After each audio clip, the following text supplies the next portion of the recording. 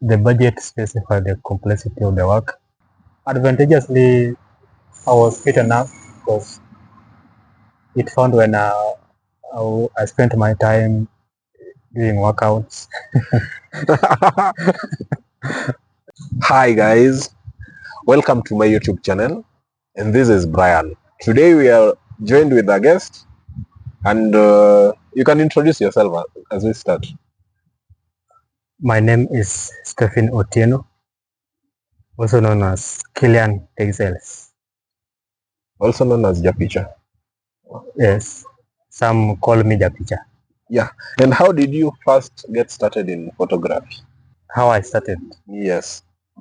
Okay, in digital photography, I got introduced by someone who used to be my friend. He's also a photographer. He is Kenny Photography. So he's the one who introduced me to photography. And did you take photography as a course, or you studied something else? Photography came as a passion, but I'm studying something else. Yes, that's nice. Okay, what inspired you to choose photography as a career? Okay, let me say as a career path, because currently currently you're studying something, Yes. and you're pursuing photography at the same time. Yes. So what made you choose photography? Tracing back to my background, I used to take a lot of pictures, which I liked most.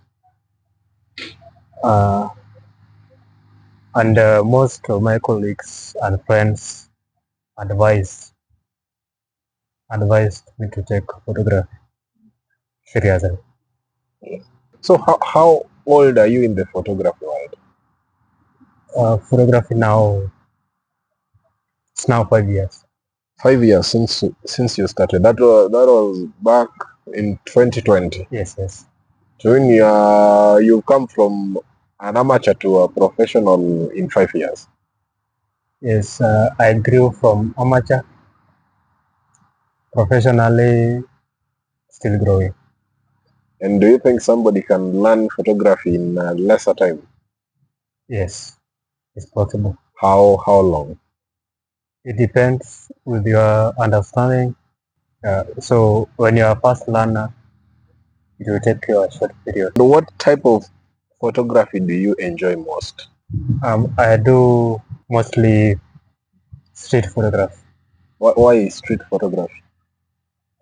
So I'm interested in the behavior of the environment and the people and the daily occurrence. So being interested in the field and what is taking place interests me most to take pictures and talk about them.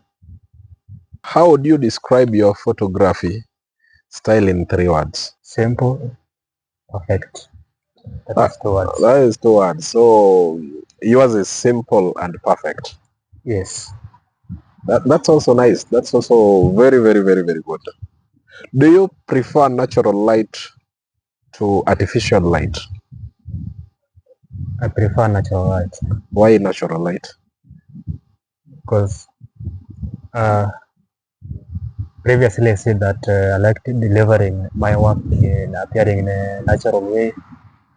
So artificial light, I believe that it will alter the appearances of my work, photos and videos. Meaning, if you prefer natural light, in most cases, only a little editing is required. But I'm wrong. Because the natural light balances the colors properly. Natural light brings the true color of objects. Yes.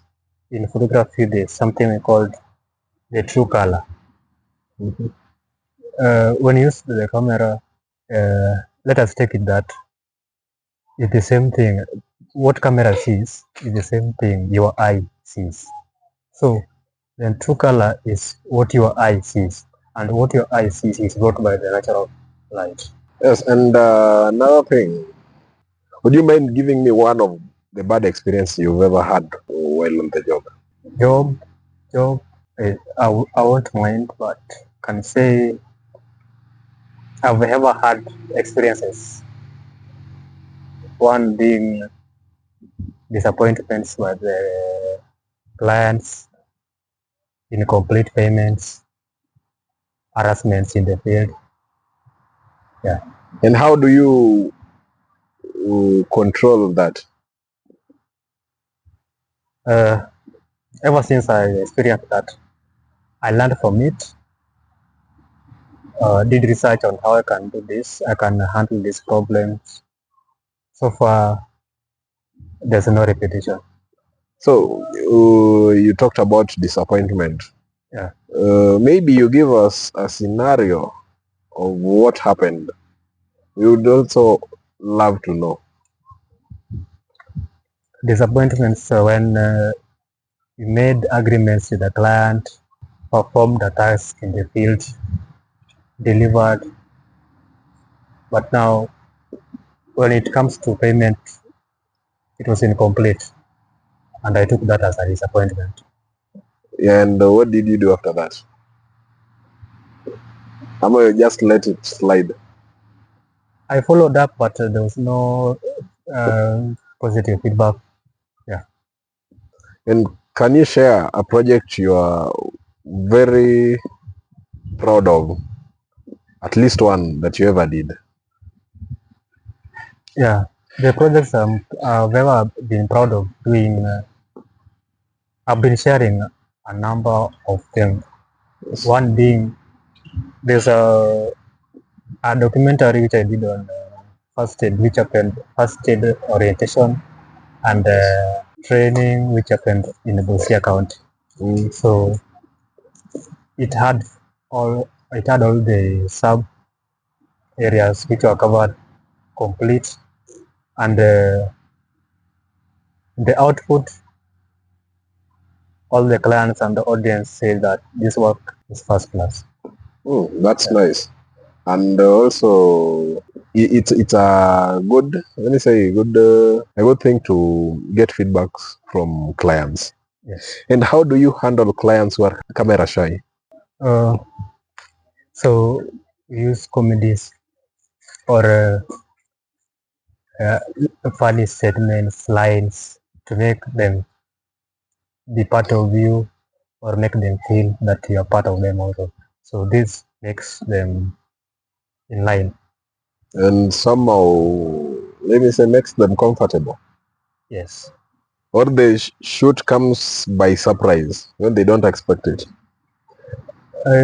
Most of the clients that are shy, they have never done shoots or they have been photographed ever since. Yes. And what is the most challenging shoot you've ever done, and how did you overcome that? The most challenging shoot, Yes. I can remember this one. It was a road show, a political road show. In the process, there was an attack,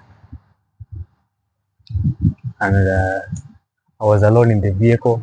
It was a double cabin, a double cabin pickup. Yes. So I was alone at the back. People are being tear gassed here and there. So with my camera back there and the tripod, the vehicle sped at a very high speed. But now I had to control. Advantageously, I was fit enough because it found when I spent my time doing workouts. Yeah. So I was lucky. Yes, I know how those political events are, and how messy they can become. Yes. So it's very good you got away from that situation. Yes. And where do you draw your inspiration for shoots? For inspirations, I follow inspiration account from TikTok, Yes. YouTube. Yes. And how do you prepare for a big shoot or event? Okay. I would ensure to have enough gadgets, enough storage, and enough power supply. For a big shoot, and that's understandable. Yeah.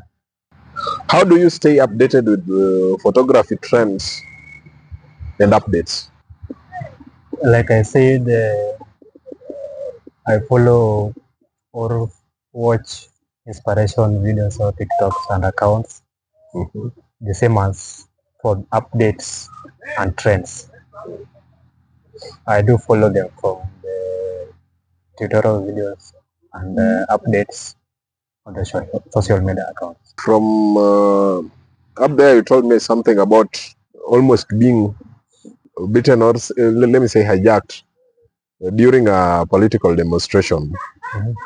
And that one was one. And the next one, you told me about your mentor. I think Yes. you still told me about something about your mentor. About Kenny, yes. Yeah, so those are two different occasions. The first one, you're with another person, and the second one, you're alone. So, do you prefer doing your job solo, or you prefer collaborating with other people? I've worked collaboratively with other photographers uh, and as well doing a solo task. I would prefer both of them because for collaborations I've never had any bad experience with them. Yeah. What do you think sets your work apart from other photographers? So like I said, my work is simple and perfect. Yes. So in my belief, my work sells because most clients prefer simple and perfect delivery. So I believe that's what sets my job different from others. Yeah, that's nice. And in a lifespan of let's say 5 years from now, where do you see yourself as a photographer? In the next coming years, I may not specify whether 5 or 6, but I've ever wished to be someone big than today. I've also dreamt to uh, inspire others the way I got inspiration from Kenny Savage. Yeah. If let us say, okay, 5 years from now, that is it's not far, but the way you've said you want to become bigger, I mean you are learning in the process. Yes. Okay, and if I ask another question, how do you ensure backup and storage of photos? There is the number of cloud storages are used to back up photos and also share. And there's as hardware storages like SSD and the SD cards. Yeah. In terms of pricing, how what determines your pricing for shoots?